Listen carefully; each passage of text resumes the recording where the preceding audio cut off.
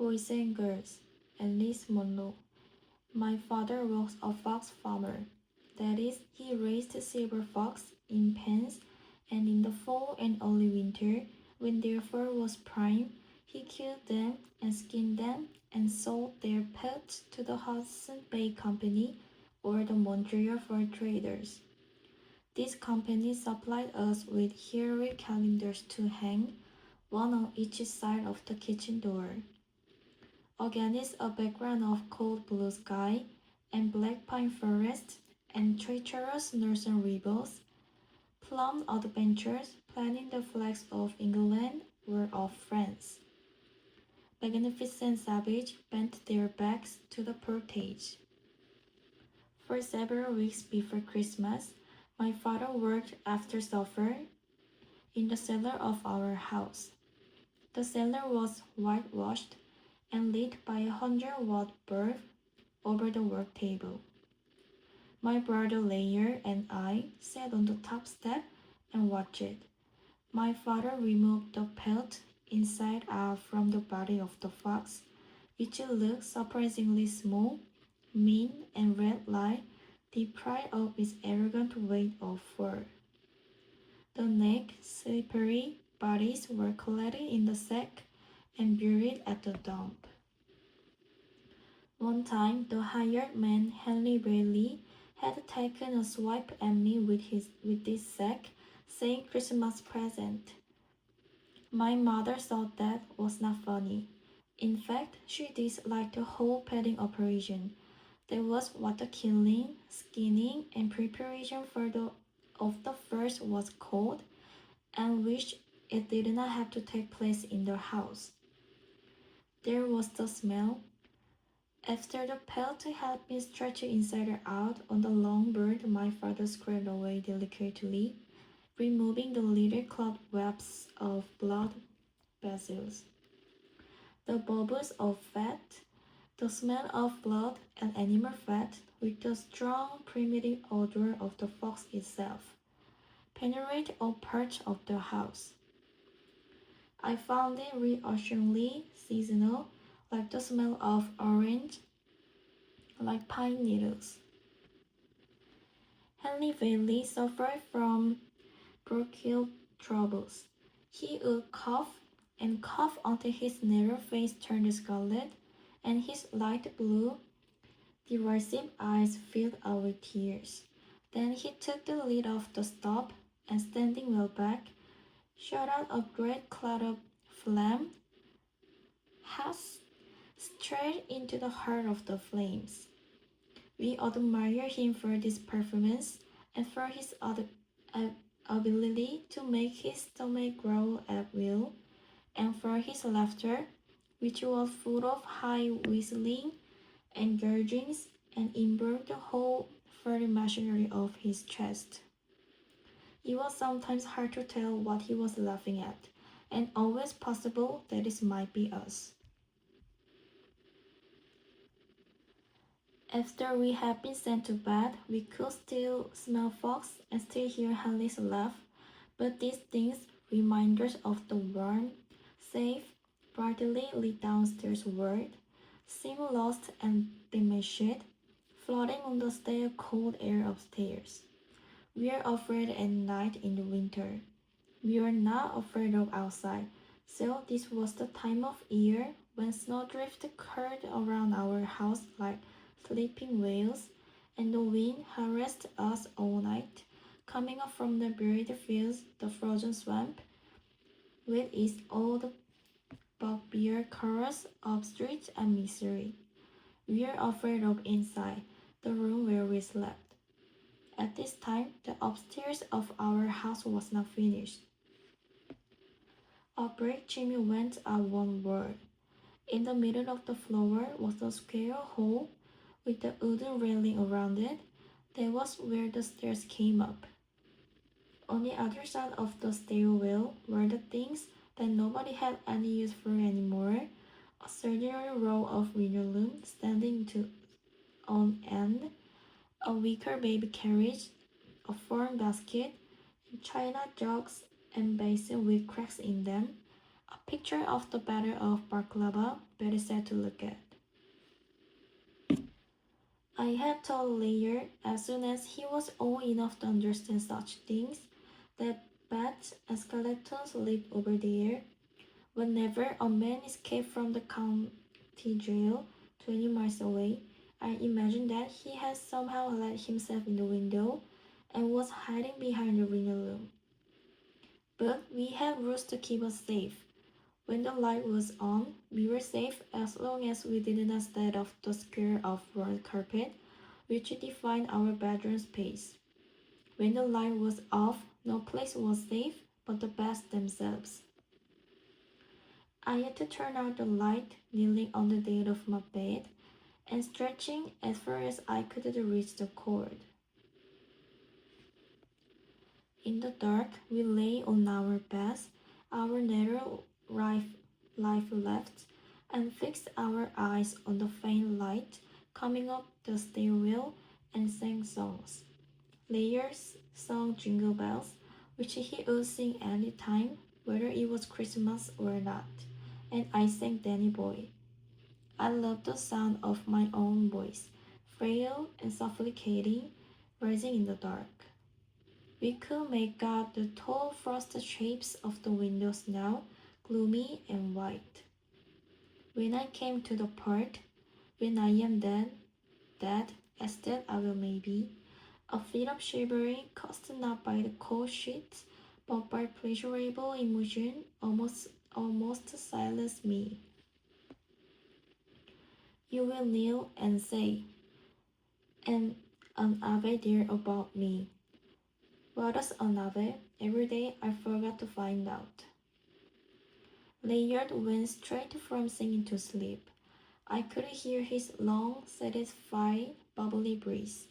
Now for the time there remained to me, the most perfectly private and perhaps the best time of the whole day, I arranged myself tightly under the covers and went on with one of the stories I was telling myself from night to night.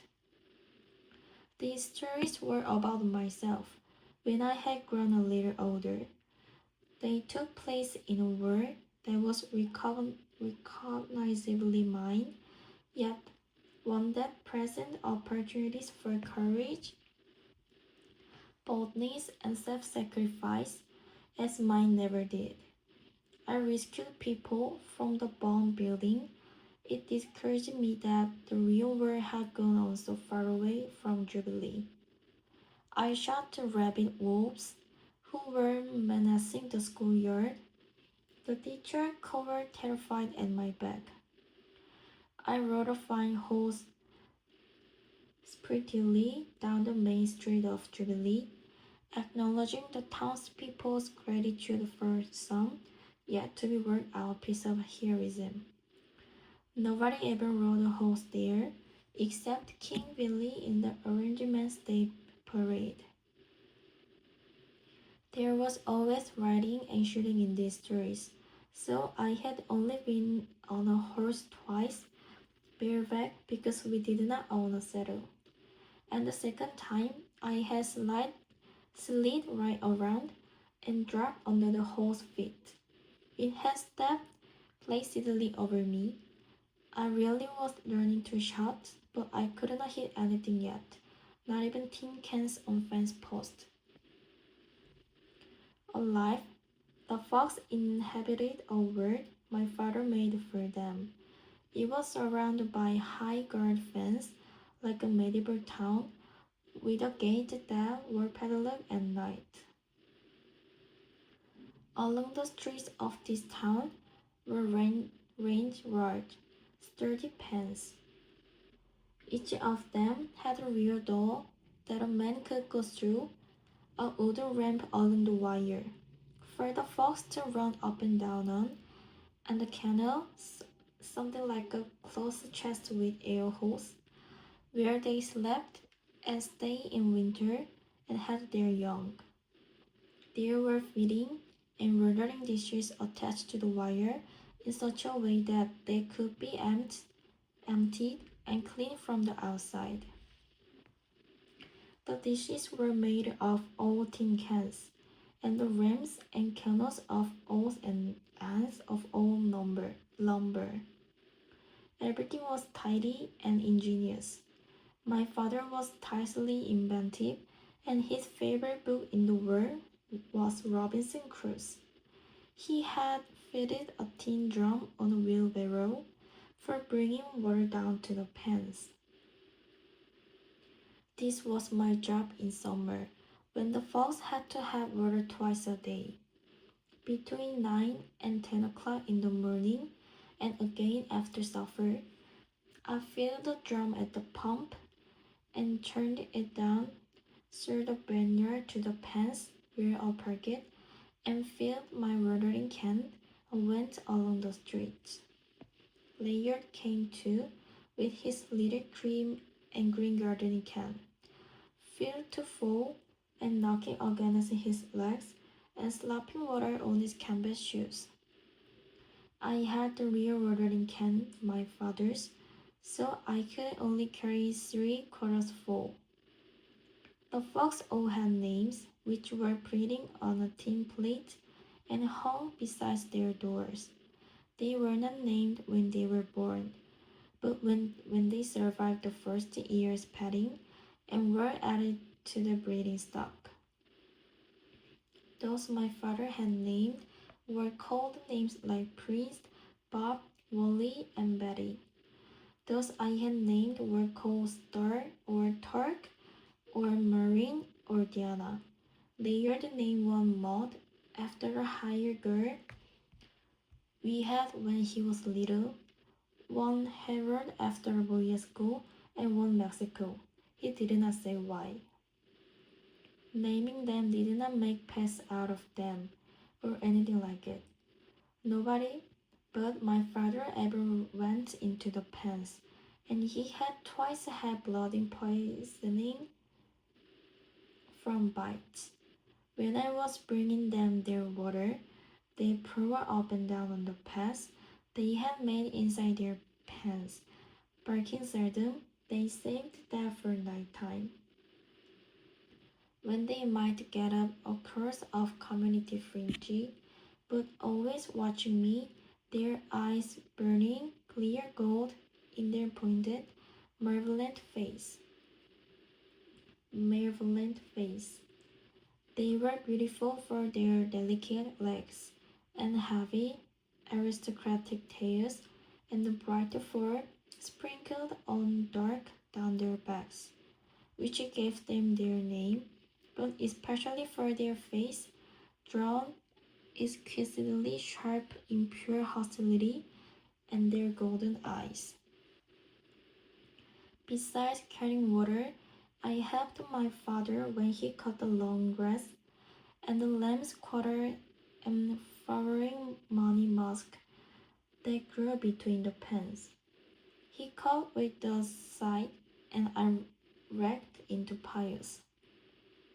Then he took a pitchfork and threw freshly cut grass all over the top of the pens to keep the folks cooler and shaded their coats, which were browned by too much sun.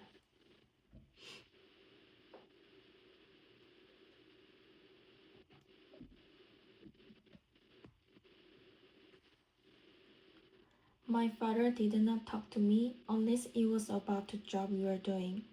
In this, he was quite different from my mother, who, if she was feeling cheerful, would tell me all sort of things, the name of the dog she had had when she was a little girl, the names of boys she had got on with later on when she was grown up, and what certain dresses of hers had looked like. She could not imagine now what had become of them. Whatever thoughts and stirs my father had were private, and I was shy of him and would never ask him questions. Nevertheless, I worked weakly under his eyes and with a feeling of pride.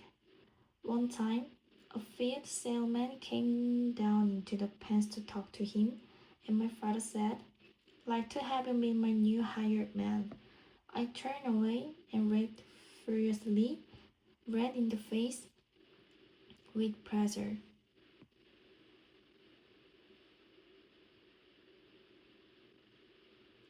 Could all fool me, said the salesman. I thought it was only a girl. After the grass was cut, it seemed suddenly much later in the year. I walked on stubble in the earlier evening, aware of the reddening skies, the entering silence of fall. When I wheeled the tank out of the gate and put the padlock on, it was almost dark. One night at this time, I saw my mother and father standing talking on a little rise of ground we called the gangway, in front of the barn. My father had just come from the meat house. He had his stiff bloody apron on and a pail of cut meat in his hand. It was an odd thing to see my mother down at the barn. She did not often come out of the house unless it was to do something. Hang out the wash and dig potatoes in the garden. She looked out of place with her bare lumpy legs, not touched by the sun, her apron still on and damp across the stomach from the supper dishes. Her hair was tied up in the kerchief, wisps of it falling out. She would tie her hair up like this in the morning, saying she did not have time to do it properly, and it would stay tied up all day. It was true too. She really did not have time. These days, our back porch was piled with baskets of peach and grapes and pears bought in town, and onions and tomatoes and cucumbers grown at home, all waiting to be made into jelly and jam and preserve, pickles and chili sauce. In the kitchen, there was a fire in the stove all day, jars clinked in boiling water. Sometimes a cheesecloth bag was drawn on the pole between the chairs, straining blue-black grape pulp for jelly. I was given job to do, and I would sit at the table peeling peach that had been soaked in the hot water, or cutting up onions, my eyes smarting and streaming. As soon as I was done, I ran out of the house, trying to get out the earshot before my mother thought of what she wanted me to do next. I hate the hot, dark kitchen in summer. The green blinds and the fly papers, the same old, oil-closed table, and wavy mirror and bumpy linoleum. My mother was too tired and preoccupied to talk to me. She had no heart to tell about the normal school graduation dance. Sweat trickled over her face, and she was always counting under her breath, pointing at jars, dumping cups of sugar. It seemed to me that work in the house was endless, dreary, and peculiarly depressing. Work done out of doors and in my father's service was ritualistically important. I wheeled the tank off to the barn where it was kept, and I heard my mother saying, "Wait till layer gets a little bigger, then you will have real help." When my father said I did not hear, I was pleased by the way he stood listening, politely as he would to a salesman or a stranger, but with an air of wanting to get on with his real work. I felt my mother had no business down here, and I want him to feel the same way. What did she mean about Laird? He was no help to anybody. Where was he now? Swinging himself sick on the swing, going around in circles, or trying to catch caterpillars. He never once stayed with me till I was finished. And then I can use her more in the house, I heard my mother say. She had a dead quiet, regretful way of talking about me that always made me uneasy. I just get my back turned and she runs off. It's not like I hate a girl in the family at all. I went and sat on the feedback in the corner of the barn, not wanting to appear when this conversation was going on. My mother, I felt, was not to be trusted. She was kinder than my father and more easily fooled, but you could not depend on her. And the real reason for the things she said and did were not to be known. She loved me, and she sat up late at night making a dress of the difficult style I want for me to wear when school started, but she was also my enemy. She was always plotting. She was plotting now to get me to stay in the house more. Also, she knew I hated it, because she knew I hated it, and keep me from working for my father. It seemed to me she would do this simply out of perversity and to try her power. It did not occur to me that she could be lonely or jealous. No grown up could be. They were too fortunate. I sat and kicked my heels monotonously against the feedback, raising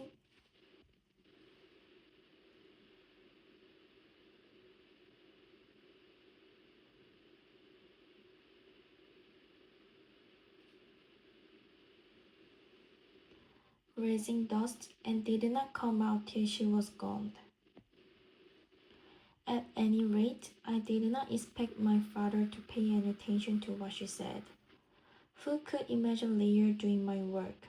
Leah remembering the parlor and cleaning out the watering dishes with a leaf on the end of the stick, or even wheeling the tank without it tumbling over.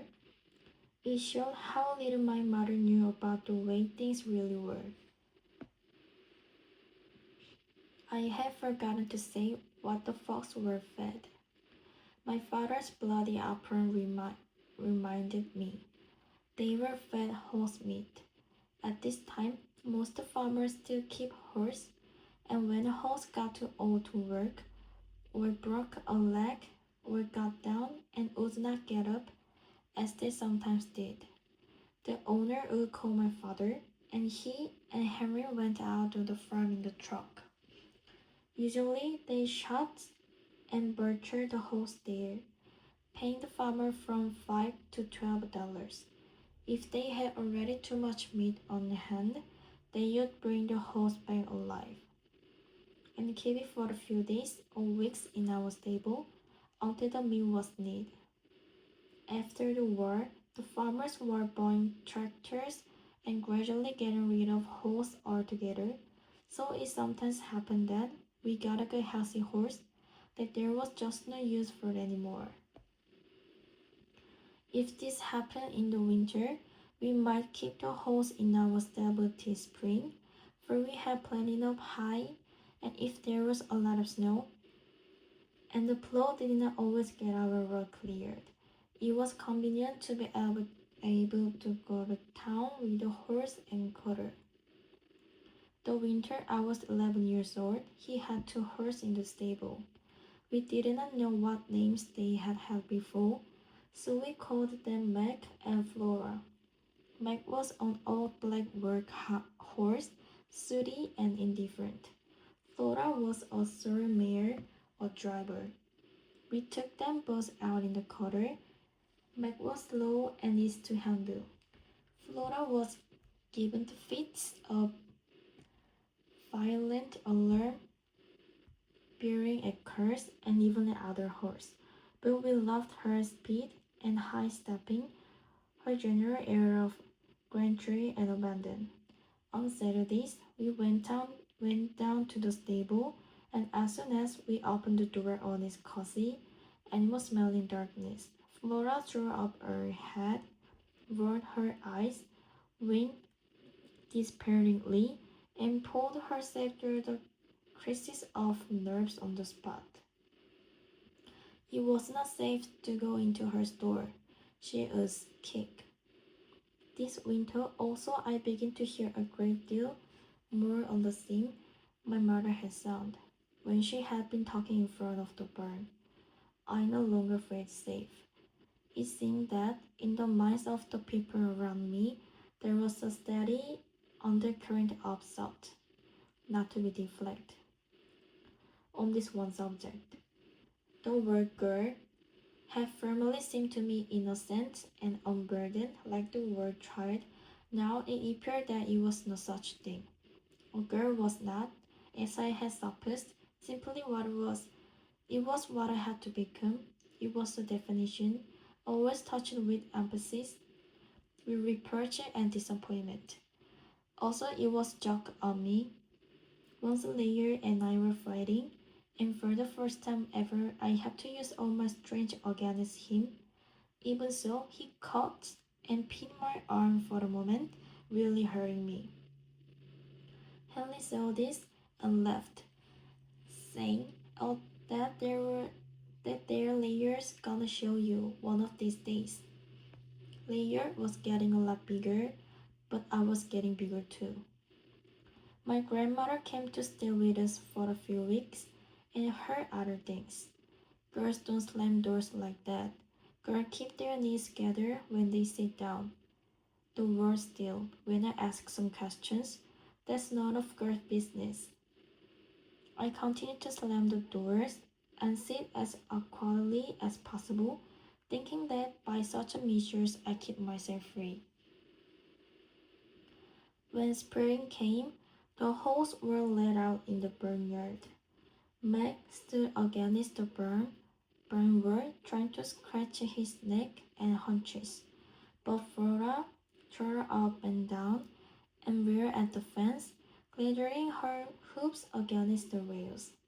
Snowdrift dwindled quickly, revealing the hard gray and brown earth, the familiar rise and fall of the ground, plain and bare after the fantastic landscape of winter. There was a great feeling of opening out, of release. We just wore rubbers now, over our shoes. Our feet felt ridiculously light. On Saturday, we went out to the stable and found all the doors open, letting in the accustomed sunlight and fresh air. Honey was there, just idling around looking at his collection of calendars, which were tacked up behind the doors in the part of the stable my mother had probably never seen. "Come to say goodbye to your old friend Beck," Henry said. "Here you give him a taste of oats." He poured some oats into Layer's cupped hands, and Layer went to feed Meg. Meg's teeth were in bad shape. He ate very slowly, patiently, shifting the oats around in his mouth, trying to find the stump of a molar to grind it on. "Poor old Meg," said Henry mournfully. "When a host is gone, he's gone. That's about the way." "Are you going to shoot him today?" I said. Meg and Flora had been stable so long I had almost forgotten they were going to be shot. Henry didn't answer me. Instead, he started to sing in a high, trembly, mocking sorrowful voice. "Oh, there's no more work for poor ugly lad. He's gone where the good darkness go." Meg's thick, uh, sluggish tongue worked diligently in Layer's hand. I went out before the song was ended and sat down on the gangway. I have never seen them shoot a horse, but I knew where it was done. Last summer, Layer and I had come up a horse and trees before they were buried.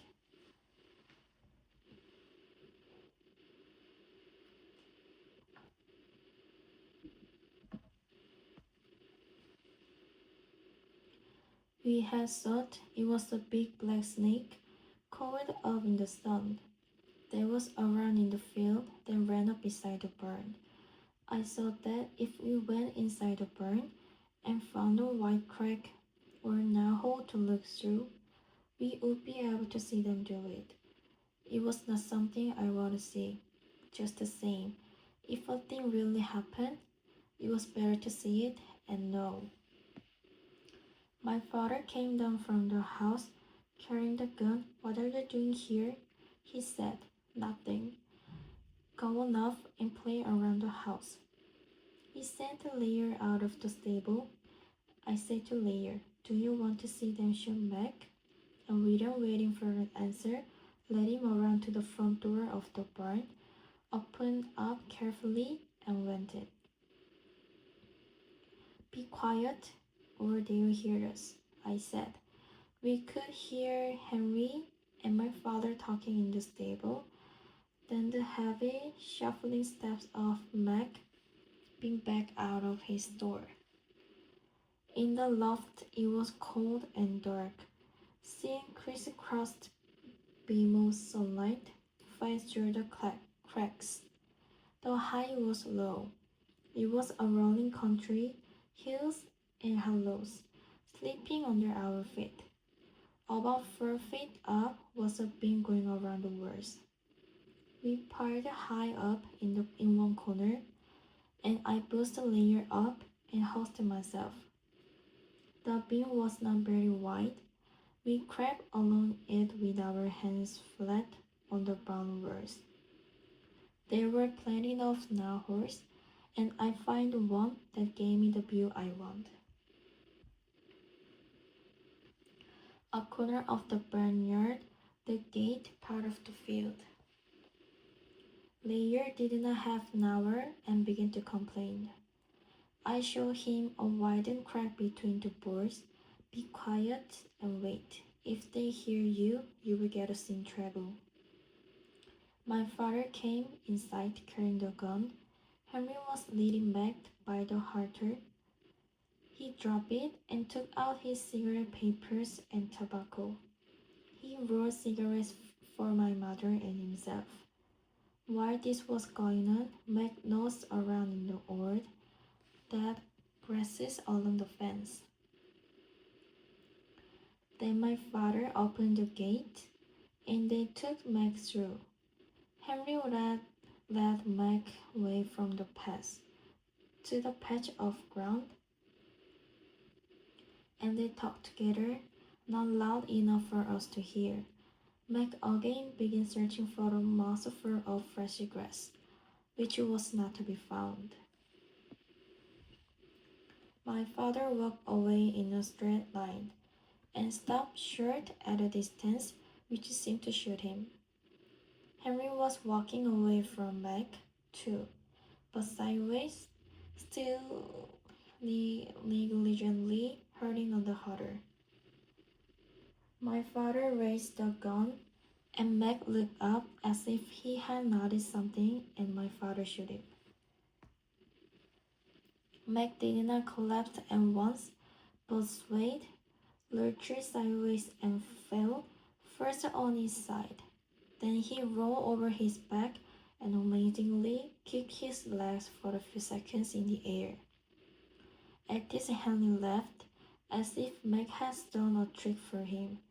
Layer, who had drawn a long, groaning breath of surprise when the shot was fired, said out loud, "He's not dead," and it seemed to me it might be true.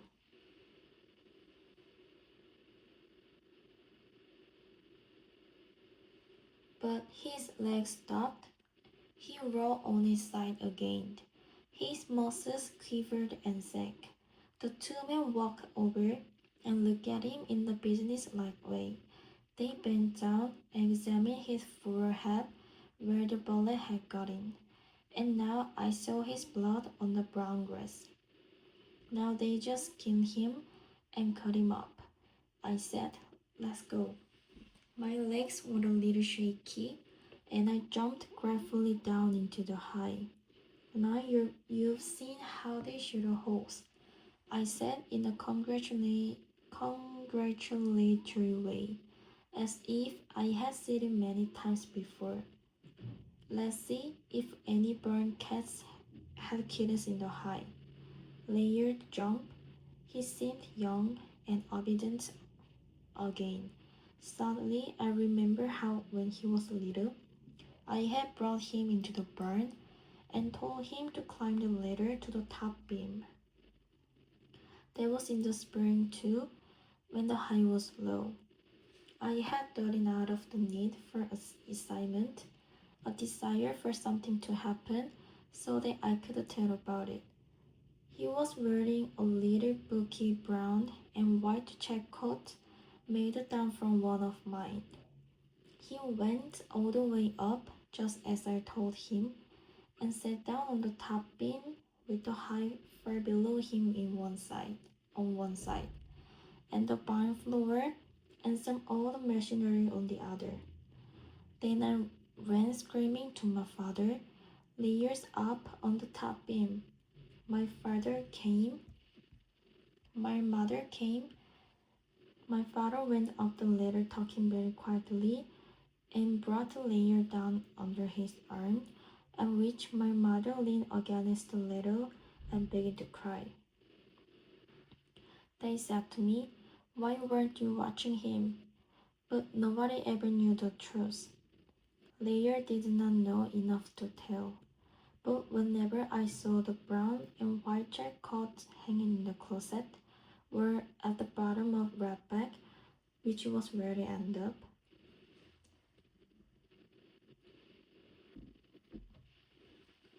I felt a weight in my stomach, the sadness of unexorcised guilt. I looked at Lear, who did not even remember this, and I did not like the look on this thin, winter pale face. His expression was not frightened or upset, but remote, concentrating. "Listen," I said in an unusually bright and friendly voice. "You aren't going to tell, are you?" "No," he had assentedly. "Promise." "Promise," he said. I grabbed the hand behind his back to make sure he was not crossing his fingers. Even so, he might have a nightmare. It might come out that way. I decided I had better work hard to get all sorts of what he had seen off his mind, which, it seemed to me, could not hold very many things at a time. I got some money I have saved, and that afternoon we went into Jubilee and saw a show with Judy Canova, at which we both laughed a great deal. After that, I thought it would be all right. 2 weeks later, I knew they were going to show Flora. I knew from the night before, when I heard my mother ask if Tohai was holding out all night. And my father said, "Well, after tomorrow, there'll just be the cow, and we should be able to put her out to grass in another week." So I knew it was Flora's turn in the morning. This time, I didn't think of watching it. There was something to see just one time. I had not thought about it very often since, but sometimes when I was busy working at school or standing in front of the mirror combing my hair and wondering if I would be pretty when I grow up, the whole scene would flash into my mind. I would see the easy, practiced, practiced way my father raised a gun and hear Henley laughing when Mac kicked his left legs in the air. I did not have any great feeling of horror and opposition, such as a city child might have had. I was too used to seeing the deaths of animals as a necessity by which we lived. Yet I felt a little ashamed and there was a new awareness, a sense of holding off in my attitude to my father and his work. It was a fine day, and we were going around the yard picking up tree branches that had been torn off in winter storms. This was something he had been told to do, and also he wanted to use them to make a teepee. We heard Flora whinny, and then my father's voice and Hallie shouting, and we ran down to the vineyard to see what was going on. The stable door was open. Henry had just brought Flora out, and she had broken away from him. She was running free in the vineyard from one end to the other. We climbed up on the fence. It was exciting to see her running, winning, going up on her high hind legs, pressing and straightening like a horse in a western movie, um, on a broken wrenching horse. So she was just an old dribble and old mare. My father and Henry ran after her and tried to grab the dangling harder. They tried to work her into a corner, and they had almost succeeded when she made a run between them, wide-eyed, and disappeared around the corner of the barn. We heard the race clatter down as she got over the fence, and Hallie yelled, "She's in the field now." That meant she was in the long, L-shaped fields that ran up by the house. If she got around the center, heading towards the lane, the gate was open. The truck had been driven into the field this morning. My father shouted to me because I was on the other side of the fence, nearest the lane. "Go shut the gate." I could run very fast. I ran across the garden, past the tree where the swings was hung, and jumped across a ditch into lane. There was the open gate. She had not got out. I could not see her off on the road. She must have run to the other end of the field. The gate was heavy. I lifted it out of the gravel and carried it across the roadway. I had it halfway across when she came in sight, grabbing straight towards me. There was just time to get the chain on. Laird came scrambling through the ditch to help me. Instead of shutting the gate, I opened it as wide as I could. I did not make any decision to do this. It was just what I did. Flora never slowed down. She galloped straight past me, and Laird jumped up and down yelling, "Shut it, shut it," even after it was too late. My father and Hallie appeared in the field a moment too late to see what I had done. They only saw Flora heading for the township road. They would think I had not got there in time. They did not waste any time asking about it. They went back to the barn and got the gun and the knives they used, and put this in the truck. Then they turned the truck around and came bouncing off the field toward us. Layer called to them, let me go too." And Harry stopped the truck and they took him in. I shut the gate after they were all gone. I supposed Layer would tell. I wonder what had happened to me. I have never disobeyed my father before, and I could not understand why I had done it. Flora would not really get away. They would catch up with her in the truck.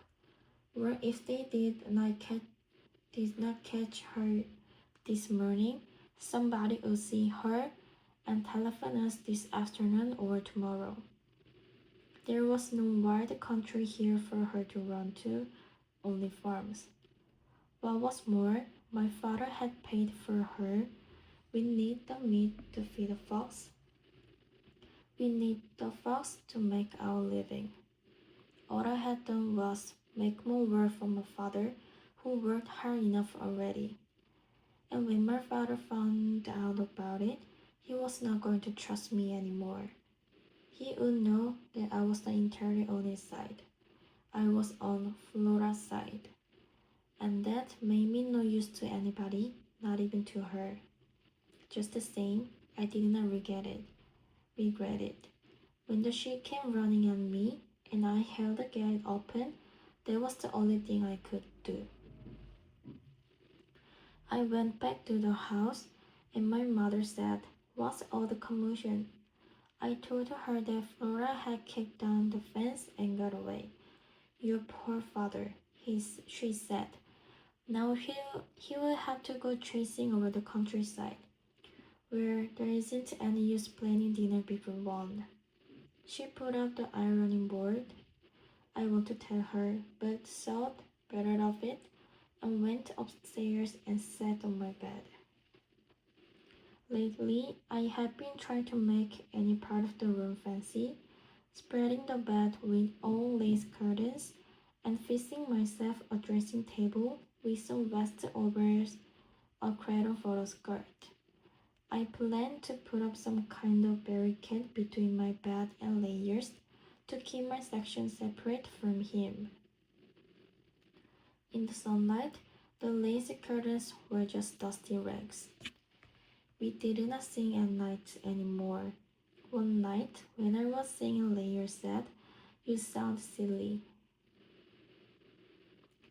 And I went right on, but the next night, I did not start. There was not so much need to anyway. We were no longer afraid. We knew it was just all furniture over there, all the jumble and confusion. We did not keep to the rules. I still stayed awake after Layer was asleep and told myself stories. But even in these stories, something different was happening. Mysterious alteration took place.